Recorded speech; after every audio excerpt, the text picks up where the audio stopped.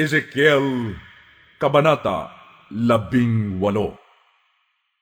Sinabi sa akin ni Yahweh, ano ba ang ibig ninyong sabihin sa kasabihan ninyong, mga magulang ang kumain ng ubas na maasim, ngunit mga anak ang nangingilo ang mga ngipin? Ako ang buhay na Diyos.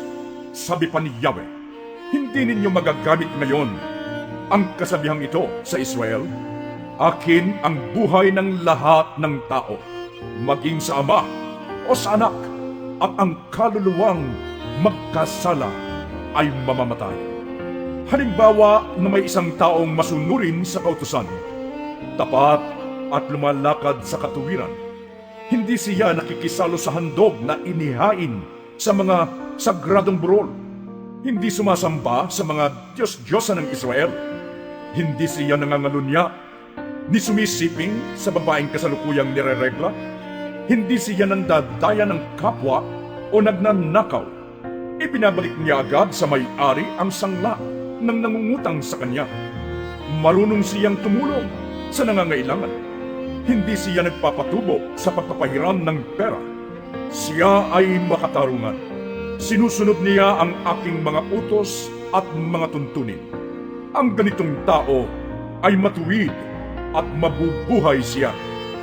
Sakaling magkaanak siya ng magnanakaw, mamamatay tao at hindi sumunod sa alinman sa mga tuntuning ito, bagkos ay nakikisalo sa mga handaan sa mga sagradong burol, sumisiping sa asawa ng iba, nang aapi ng mahihirap, nagnanakaw, hindi marunong magbayad ng utang, sumasamba sa Diyos-Diyosan, gumagawa ng mga kasuklam-suklam na gawain at nagpapatubo.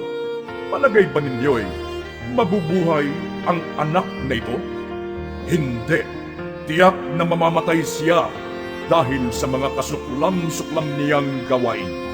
Kung magkagayon, walang ibang dapat sisihin kundi siya. Halimbawa namang siya ay may anak. Nasaksihan ng anak na ito ang kasamaan ng kanyang ama, ngunit hindi niya ito pinarisan. Hindi siya nakisalo sa mga handaan sa sagradong purol, hindi sumamba sa mga Diyos-Diyosan, hindi sumiping sa asawa ng iba, hindi rin siya gumawa ng masama kaninuman, hindi nanangsang ng sangla at hindi nagnakaw. Siya ay matulungin sa nangangailangan, lumalayo sa kasamaan, hindi nagpapatubo sa pautang, sumusunod sa aking kautusan at lumalakad ayon sa aking mga tuntunin. Mabubuhay ang anak na iyon. Hindi siya mamamatay dahil sa kasamaan ng kanyang ama.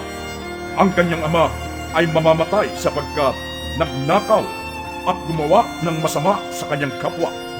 Maaaring itanong mo kung bakit hindi dapat pagdusahan ng anak ang kasalanan ng ama, sapagkat matuwid ang mga gawa ng anak, sumunod siyang mabuti sa aking mga tuntunin, kaya dapat siyang mabuhay.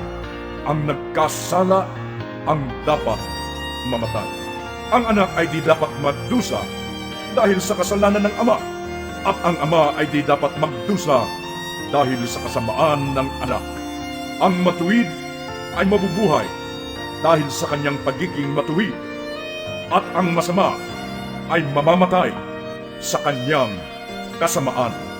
Kung ang isang taong masama ay tumalikod sa kanyang kasamaan, sumunod sa aking mga tuntunin, at gumawa ng mabuti, siya ay mabubuhay.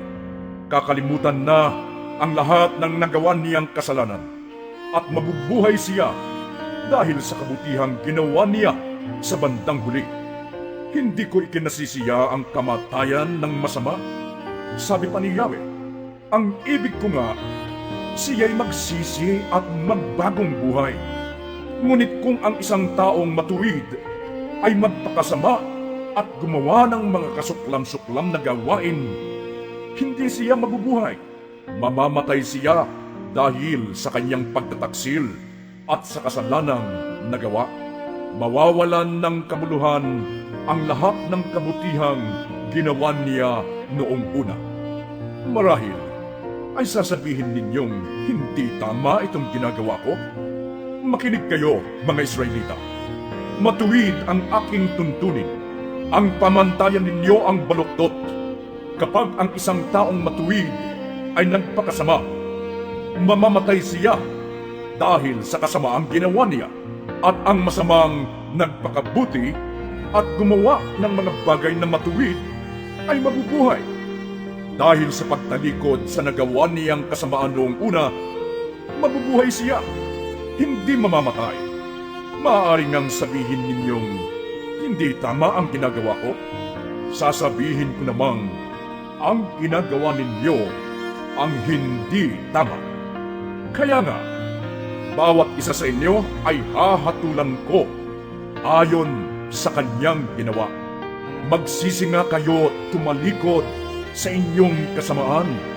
Bago bumagsak sa inyo ang parusa, lumayo kayo sa inyong kasamaan at magbagong buhay. Sapagkat di kayo dapat mamatay, mga Israelita. Hindi ko gustong mamatay ang sinuman. Kaya magpakabuti na kayo upang mabuhay.